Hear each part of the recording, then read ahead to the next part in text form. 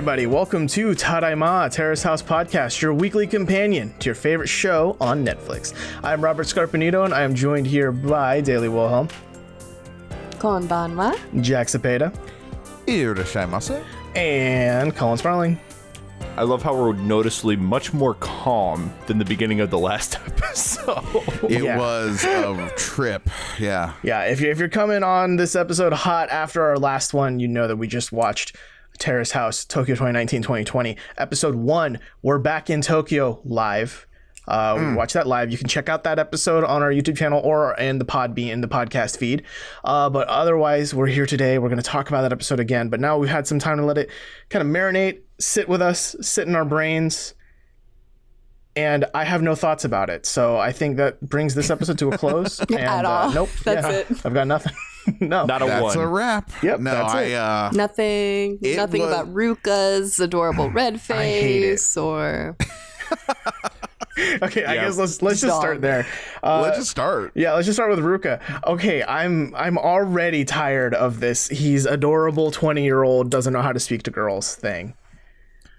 It's I love it. What do you mean you're tired of it? You know what? This is a rare instance, I should say, where me and Robert stand in complete alignment. It's already old to me. Like one episode, I'm like, can we be done with this now? And I don't think we are, though. I think this is going to be a thing. I think his red face is going to be its own character. There's going to be some memes coming out of this, and I hate all of it. There's Ruka and then Redka.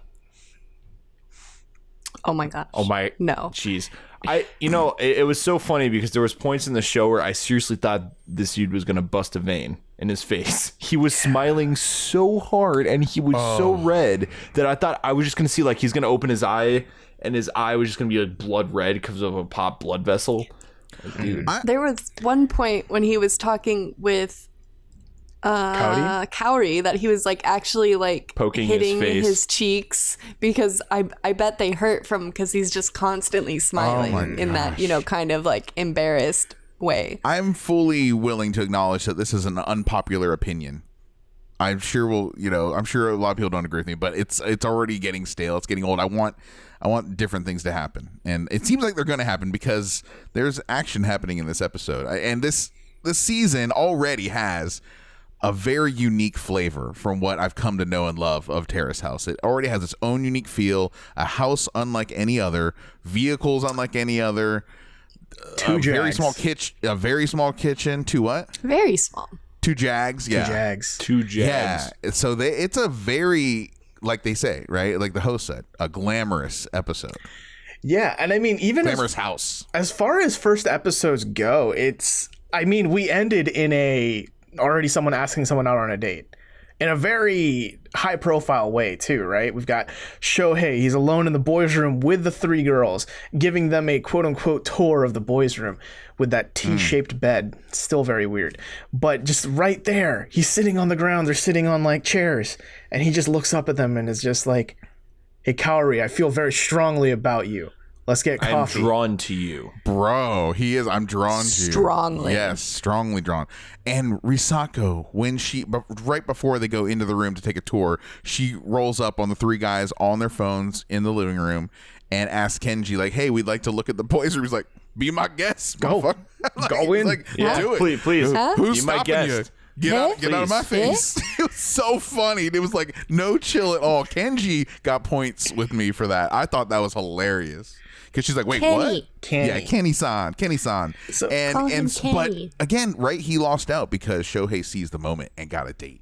So here's my thing with Kenny. I'm a little worried that Kenny holds too many cards close to his chest. Like, like everyone's already pointing out that he's very unreadable. Right. And, I get it. Like in reality TV, of course you're going to hold cards close to your chest. That's just kind of how it works. But it's so obvious that he's doing it. He doesn't say anything much that reveals much about himself, but he'll point out when other people do that. Like, I think he pointed at Kaori and was like, "Yeah, she doesn't say anything about herself." It's like, bitch, look in the mirror. But yeah, but when all the boys were in the boys' room and we're talking about, "Oh, what girl do you like? Who do you like?" And I believe Shohei said he's interested in Kaori, of course, right? And then Ruka, funnily enough, is into Haruka. So that's going to be a wild experience, I think. But Kenny didn't say anything. He didn't really speak up when the other two boys were like, "Oh, I'm interested in this girl." Yeah, I don't know why he's playing so aloof. I don't know. I have a theory. Yep. Like, what's your theory, Jack? I have a theory, and I'm wondering if anyone else in the house, the members, are maybe fearing this, but maybe he got the sense right away that he's not gelling with the guys, and maybe he doesn't take to any of the girls, and so maybe he might feel disappointed, and so that's why he's quiet. Disappointed. Yes, we got it in the show, guys. Achievement unlocked. But maybe he might be feeling that way, and that might be why he's more reserved. I mean, that would sort of explain why he was a little standoffish to Risako. But just a theory, maybe he's just, soaking it in. It is day one. I think it's a little early to make any judgment calls on anybody. But especially someone who is starting slow, he might be really shy. I don't know. I think it's unlikely he's really shy. But the possibility as well is that he just might not be gelling with anybody yet. Vibing. Yeah. I mean, go ahead, Daly. I think we got an interesting look at him as far as I feel like, and I said this before in like our very theoretical episodes where we just examined their entrance interviews, but it came up that he is also an illustrator of a sort. And so he was like, "Oh, I'd really like to like pick your brain about that, Kaori, since like you make a living off of that." And he like showed some of his art, which I feel was more revealing of his character than anything else. What was it? It was girls that you find by the beach. And one of the drawings was of a girl basically right about to take her shirt off. Yeah, got some underboob up in there. Really? And he was the one that clicked on that. It wasn't like he just like let them scroll through his Instagram. He was the one that was like, "Look at my art. Look at it. Look at these boobies I draw." And we are talking about the same man who had the porn star towel in effect. No, that was Shohei. This is not the Oh, my fault. I'm getting these guys mixed I up. was gonna say, this episode is already surprisingly raunchy. What was the quote that I loved so much? It was like, because Shohei was sitting with a sans beanie and with a towel over his shoulders, he had a respectable porn star vibe. Respectable porn star vibe. It's going to take me, it is the first season or episode, so it's going to take me a while to get the names, get the people. I got to get all this stuff straight. What I was really like, what kind of stuck with me about this episode, and I said it in our watch along too, is that when Shohei first got there, he sat down and he's like, "Yeah, I didn't sleep very well. I'm really nervous." And they're both saying like how they were both nervous to be there. And then Shohei was like, "Yeah, I actually feel nauseous right now a little bit. Like it's kind of like vertigo." You know what I'm saying? Because it's one of those things where like not only is this a brand new social situation, but now you're on TV being broadcasted to the entire fucking planet.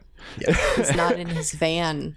Well, yeah, with Kenny. So that's my theory with Kenny, is that I remember when we watched the intro interviews, my feeling going in was I thought Ruka would be the one to leave first because he is in such an alien environment, right? Living on his own for the first time, living in a house with other strangers for the first time, living in a humongous house probably for the first time. Like there's a lot of first times going on for Ruka, but I didn't really factor in the fact that Kenny won't live in his bus anymore. And I wonder how he feels about that.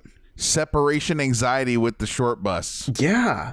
But I mean, like, kind of real talk, because I feel like if you live in a short bus he lived in it long enough to adorn it with some Jesus. I feel like that's a while, right? To adorn it with some Jesus. So, I mean, I'm just a little worried, like, maybe he just misses his bus. You complete me. You complete bus. I love you, bus. Do you think when he walked into the bathroom and saw a toilet, he was kind of like, "What the fuck's that?" I will say he has a different vibe than I expected after watching his intro interview. He has a completely different vibe. So I wonder what is kind of going on in his head now. Yeah. It's a mystery. I think we're mentioning him so much because he does kind of stick out, because I feel like everyone else gelled really well. Like everyone was talking to each other and laughing, and the girls got along really well, even though Yama really didn't want them to. That was a weird thing, though, that they called out as well, the commentators, when Shohei and Haruka, right, like left Risako like by herself in the grocery store. That's kind of weird. Where is she? Okay, I didn't see that as like them being mean. And no, I don't think it was intentional. It was just strange, I guess. Yeah, I don't know, because I remember the hosts were saying something like they thought it was a bad move, but I'm like, I mean, if you're grocery shopping and you don't have the cart, like I feel like that's like just mentally you have this link of, before I leave this building, I need to find the human being I'm attached to that has the cart full of the food that I need to survive. Yeah. I guess it's just like a thing. I think maybe it's just like day one, like maybe hour 1 or hour 2, they just met each other, maybe stick together, you know, at the grocery store. It'd be weird to break off. I don't know. Yeah. That scene was still so good though, where Risako was like chasing after them. We're like, why are they still lingering? Oh, it's very comedic. Yeah, dude, Risako is the was really best. good. She's kind of my favorite right now, I think. I really like her, but I was really surprised that like the house just didn't see her as much of I guess, I don't know how I want to put this, like a hot commodity as everyone else. Like that she didn't get near as much like name dropping and attention when everyone like went, like the boys went to the room and discussed the girls. When she didn't come up near as much. When I say that she came on strong, I don't mean she was coming on to anybody, but I think like when she first sat down and went on this like soliloquy about like, she just set the stage, right, for this is my personality, this is how I deal with things, this is who I am, this is what's happened in the past. It might have just maybe been a bit of an overshare. This is just a hypothesis on like, whoa, like we just sat down on a couch. So yeah, I remember while we were recording the watch along, I was just like, wow, she's like really throwing it out there. Like she's just laying it herself out there. And so I wonder how that's going to play into how other people feel about them, how the guys view them. Because I will say though, the intro part where she does the flip was one of the highlights of the intro. Her parkour game is real strong. Yeah, it's real strong. I would like to talk about this bougie ass house we're living in this season. God it's damn. so big. It's so big with the small kitchen. It's a roller coaster. Yeah, it's 3 stories. The living room is just massive. It's so wide open and airy, and we get a sick view of the pool, the indoor pool. Like it's and so just tall. the chandelier and the metal railing twirling all the way up. It's just like you look at this house and it's like, that's a rich person's house. That's the vibe I get. Definitely. Maybe a controversial opinion. I'm not as impressed with this house as I was with OND. Maybe just because all the space that we see that makes it look so big is vertical. It is. That's and true. For the most part, that's kind of like wasted space. Agreed. Like for me, I was surprised how, I guess in a sense, the living room is cramped because it's just kind of like this couch facing an indoor pool, which is very cool. And I think that's definitely the standout part of the house. But for the most part, the center of the house is just like this convoluted stairway up to different rooms on different floors, which I do love.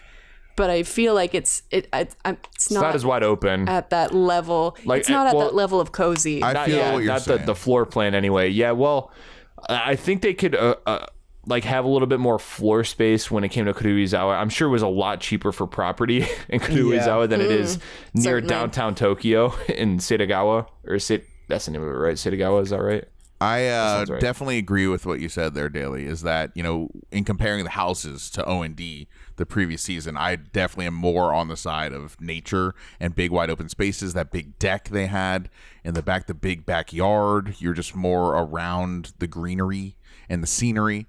And this one was more claustrophobic, especially the guys' room feels very cramped to me. The girls' bedroom seems very cozy. The kitchen seems way too small, especially for 6 people to be cooking there at the same time. It was super cramped in there. I noticed that, and that stood out. Yeah, I was very surprised at how small the kitchen was, and I also can't help but think, like, I don't know how many of them are swimmers. Like, not many of them seemed exceptionally excited about the indoor pool, right? I think, like, Haruka said she didn't even bring her bathing suit.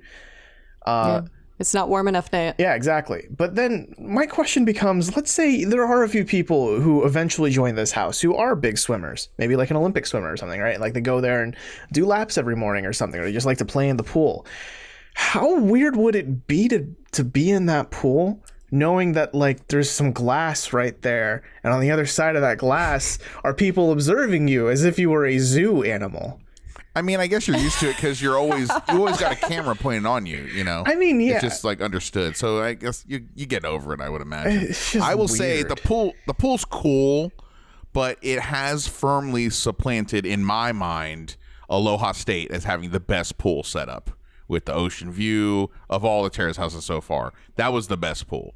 Yeah. This Aloha pool's State has small, been and like, you can't do laps in this one. Like you can't do Olympic laps or anything. You can wade in it. I don't know how deep it is, but it's kind You of could tiny. doggy paddle probably. without moving your Doggy neck. paddle without moving your head. wonder if you can doggy paddle. It just seems it seemed tiny, especially for maybe 6 people getting into it. We'll see. I mean, we barely got to look at the pool. Yeah, but I mean, to bring it back to the people, one observation I made is that when the guys were together talking about the girls, it was very focused on which girl do you like? Oh yeah, okay. What about you? What girl do you like? But when the girls came together, like some of them made some comments about like, oh, I'm interested in him, or oh, I think Shohei's funny or something, right? But for the most part, the girls talked about the guys more in a holistic sense. Like they all kind of agreed, like, oh yeah, Kenny's got this wall going up, or they're all kind of like, oh yeah, Shohei is kind of funny, isn't he? Especially when he gets more drunk, and I think it's just kind of showcasing the guys, obviously at least Shohei, are trying to make moves pretty early, whereas the girls are kind of like, let's feel it out. Yeah, resting on their laurels, kind of just like waiting and seeing. Yeah, and then you have Kenny, who's just like a recluse, who's just playing it close to the chest. Yeah. And he's a mystery man for the moment. I just had a thought. The hosts don't know. The panelists don't know about the fuck bus. They didn't mention the fuss. They didn't mention. Why are we calling it that? We just said van for the longest time, and now we've resurrected the fuck bus. Because it's totally the fuck bus. But it's not even a character in the show. Like, don't even tease. If you want to know what the hell we're talking about, go back 2 episodes. Yeah, go to the boys' interview. You'll learn, because the show does not talk about it. They did bring up the Corvette though. That is notable. They totally brought up how Haruka drives a Corvette.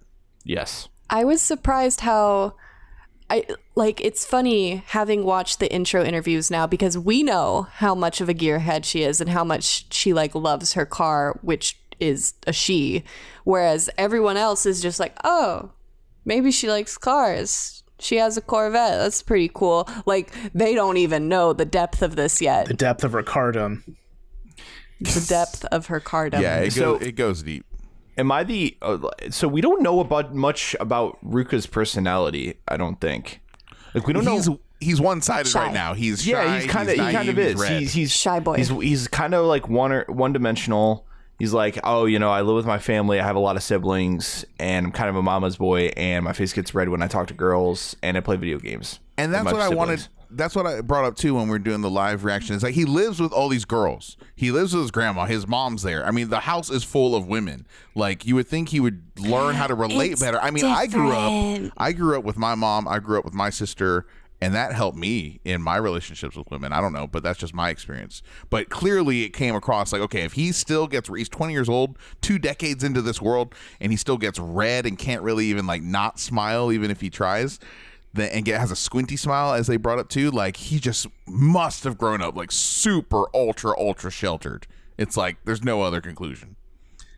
I don't know. I think it's really endearing, man. I guess. I mean, and also because it's like, oh, I have this effect on you. Yeah, I think most people are gonna. Most women, I think, would react and are reacting favorably to it. Tori-chan loved it. All the girls in the house loved it.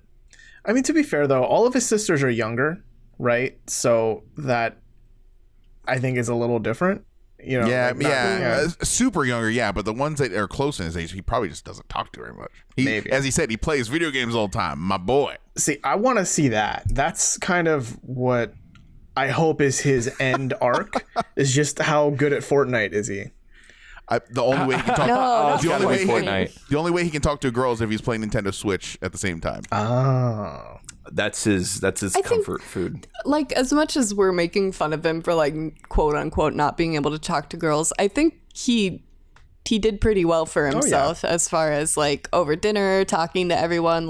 That's kind of a lot too, because he was the focal point of the attention for a hot minute there at dinner. Mm-hmm. And I think he did get red, but he wasn't like, oh my God, I'm going to die. I'm surprised. I'll be honest with you. I'm surprised at how popular he is. I thought he would be not as well liked as he is. So it is surprising to me.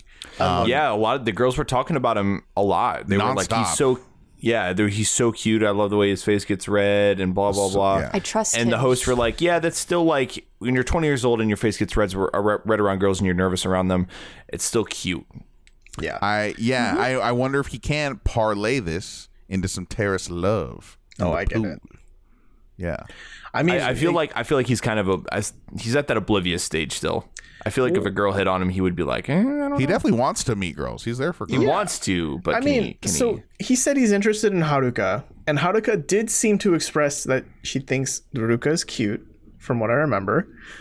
So maybe the red boy might fall in love with the gearhead, and they might date. Who knows? We'll see. I kind of fully believe Haruka's gonna get real fed up with his shit real quick, but we'll see.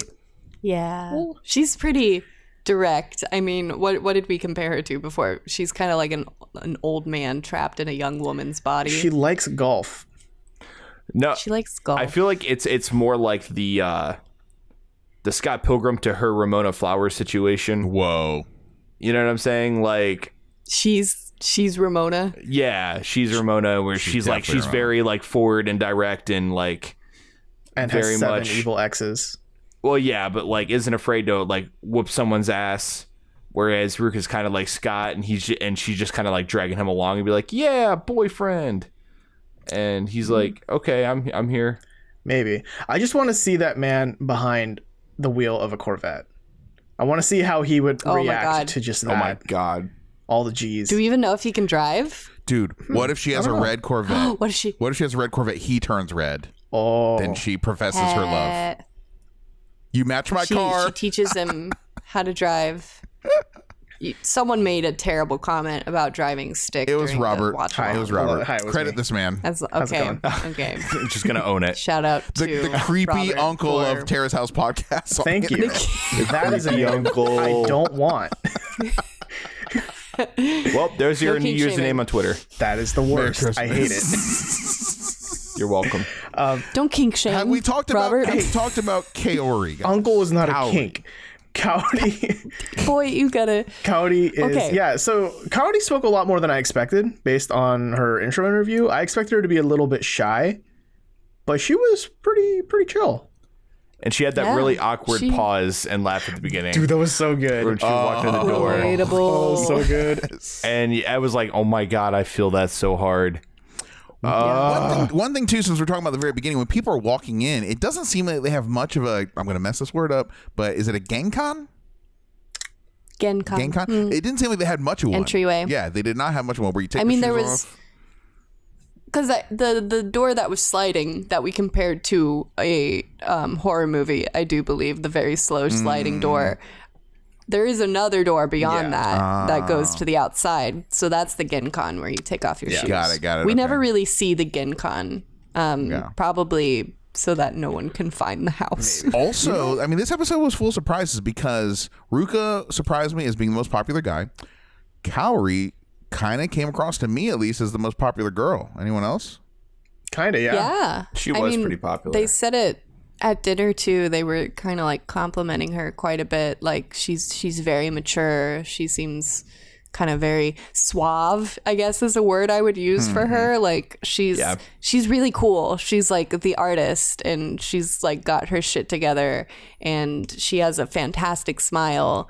And I love her haircut. Same. And I like that's kind of what people were saying. Like the guys were saying, like they were like, "Wow, Kaori's really interesting. She's beautiful." Yeah, she had to show off some of her fashion drawings too. She has a phone case that has all of her drawings on there. That got dropped on the Fudge. table. Thank you, Ruka. Ruka. Yeah, but You know, for, oh no. for a second there, I did think she was going to show them some designs on her phone, and Ruka was looking at the back of the phone, and at first I was thinking, like, Ruka, you fucking idiot. Like, it's on the Oh other my God, no. side. But no, it's just the phone case is actually something she designed, which is very cool. But cool. I think For Fudge Men's Magazine. Fudge. I would dress to Fudge. For fans of sexual chocolate, the men's magazine, Fudge. Sexual man chocolate. Sexual chocolate. Yo, you want a fudge? So with right, that, I'm so with done. that, any quick hot takes for what y'all think's Well- gonna happen in episode 2? Well, I want to ask too, like, what do we think of Shohei asking her out? He stepped up to the plate and laid it all out there. Now they're going to go on a date. It's pretty inevitable. What do we think of that? So that was what one would call power move. So when the girls C. insisted to go see the boys' room, Kenny's like, "Be my guest. Go ahead, do it." Eh, Nani? Hit no, seriously, like, fine, go. And then so our boy Shohei is like, "Yeah, I'll take you on a tour," and then proceeds at the end of the tour to be like, "Yo, Coyote, I'm strongly drawn to you." In front of all the girls. In front of all the girls. And I'm like, damn, this dude's got some balls. What do we think of them as a couple? Who's shipping this? I think it's too early, man. I can't even think of a single thought about them. It's way too early. I do think. I mean, I just don't like him. Oh, yikes! Oh, is it the porn star hot vibe? take. Maybe. I don't know. I don't see. I'm just I don't so see any tired of chemistry. I model mean, it's early, actors. like you said, but I think it's pretty easy for me to see that I don't see any chemistry there. It seems weird. It seems awkward. I think But we'll find out. The tough thing about asking Kaori in front of all the girls, it's let's say hypothetically they do go on some dates and they decide, like both mutually decide, oh, okay, there's nothing here. Does Shohei move on to the next girl? And if so, that's just bad. That's just not a good look. Maybe, Yeah. yeah. I mean, I gotta say, like Colin said, it was a power move and it was executed very cleanly. Yeah. Like he said, I like you. I'm interested in you. Let's do this. Maybe at this time. Like it wasn't Yeah. just like we should go out sometime and then it's No. left hanging for weeks. He did it the way he should, and it was so funny because Coyote was like, still wasn't sure if it was a date, and everyone's like, nah, it's a fucking date. He was like, I am drawn Yeah. to you. This is He's Terrace everyone House. was- Oh, I get it.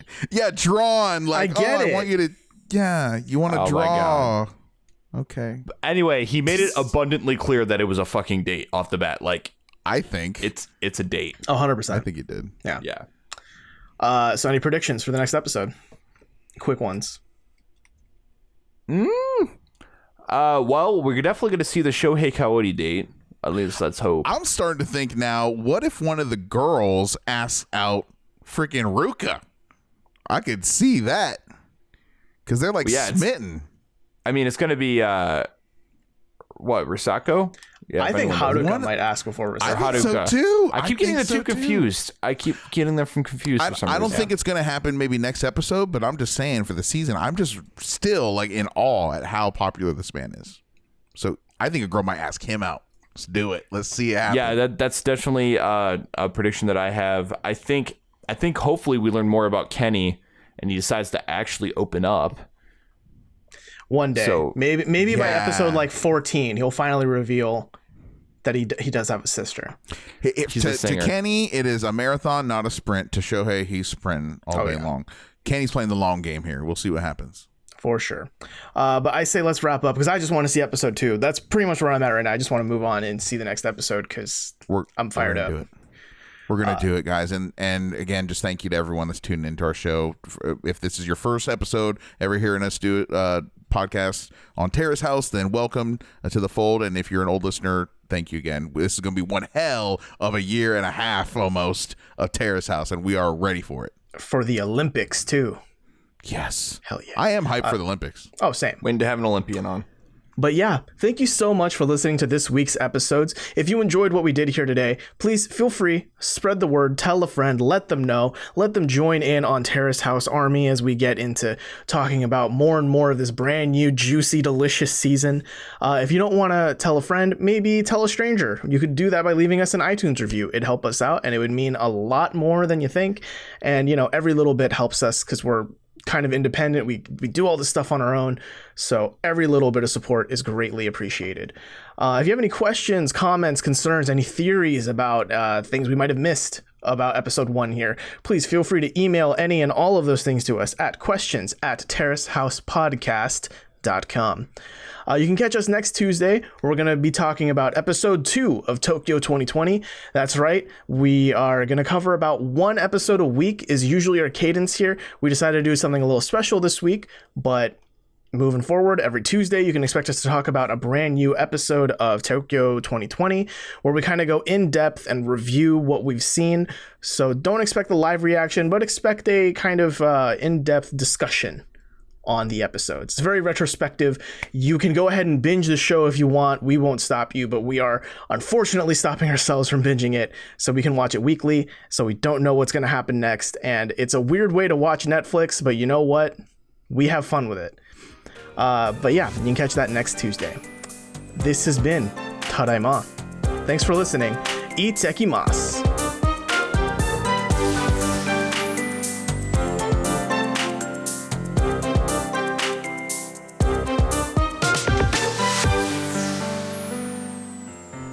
We hope you enjoyed our show. Please like, comment, and subscribe. And don't forget to ding that bell to receive notifications when we publish brand new content. Follow us on social media and check out our brand new Discord server, linked in the description below.